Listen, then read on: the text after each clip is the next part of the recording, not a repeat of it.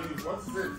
Remember that time that I came about my husband? He's never changed. He did not change. What happened? Oh, he does never take care of me. He doesn't listen. He doesn't do anything. Where is he? He's coming. You know, he cannot walk. He's using this thing non-stop. Where is he? Where is he? He's coming. Hey,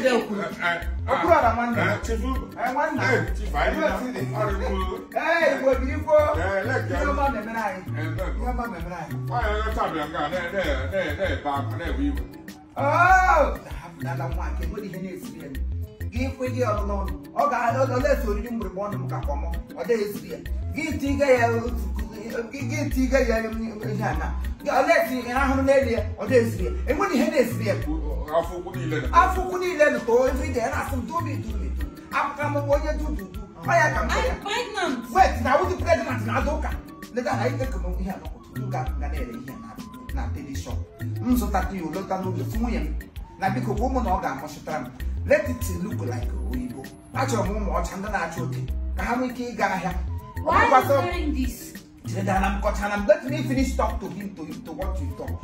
So I told him, say, oh my, and will be my gamble, me more him, Nandukamai, Alpa Hanjai.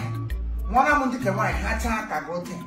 Then they can walk at you, how you are African children, whom I go that told Hatchley in there. Okay, why? I don't want this. I want to go black. I want to. No, you say something. What you say is correct. It's not correct. Yeah, you say you want the girls to look like you because you're beautiful. That's what you say. Why would I? The boys can look like you. That's not the problem. He's an ugly man. If the girl look like him, you know.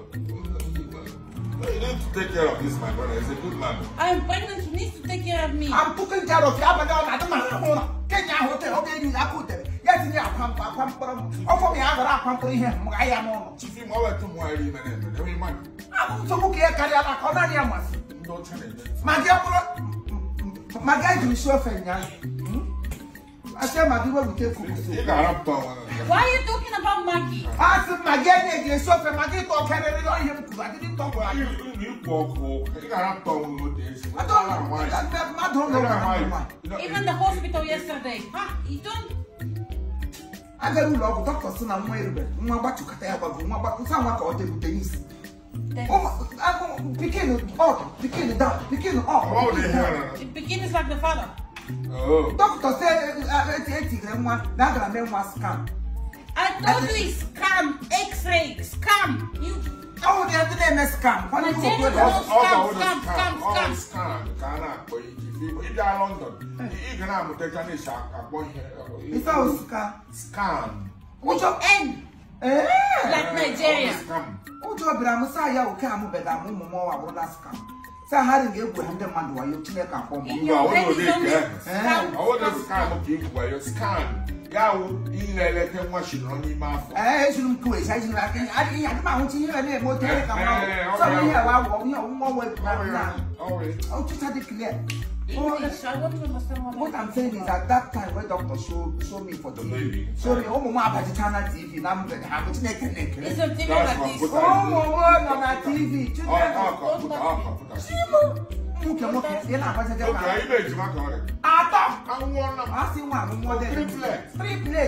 on TV.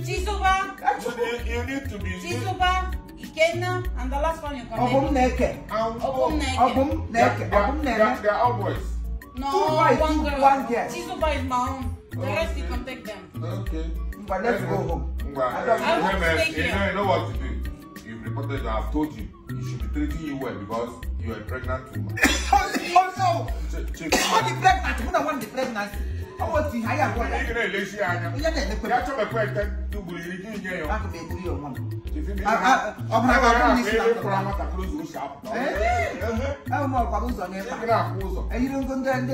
What did you say? He said I should be walking with him to make way for the baby to come out, so he should be doing what you want.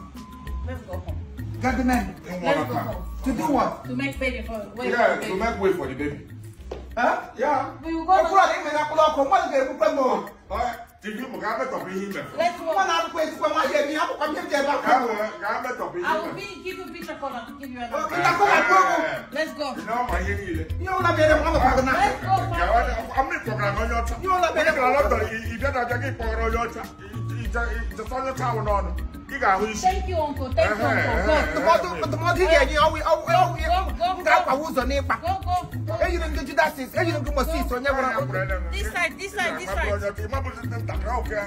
My husband, let's go and make the way for the baby. Thank you, Uncle. Okay, my wife. Why are you staying there? Give him his walking stick now. You don't have to walk well.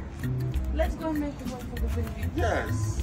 You take me sometimes, but you're sweet today. Oh. Uncle has made peace. Uncle, I'm coming. I just come. I think there was that people good. Now it was not leave. I suppose I'm only on that good. Why only if I got alone when you go up, I can do. And the mail with them panel take organization. I want them and the thing is, someone and not go back. My lord, let's go. No, for them, I can't not figure anything. Stop your woman. I feel me. One ball of group, not Nigerian, and then no floor. Let's go quickly. My energy is here. Let's go. My energy. Energy. I call you. I'm going to want to give the letter. Quickly.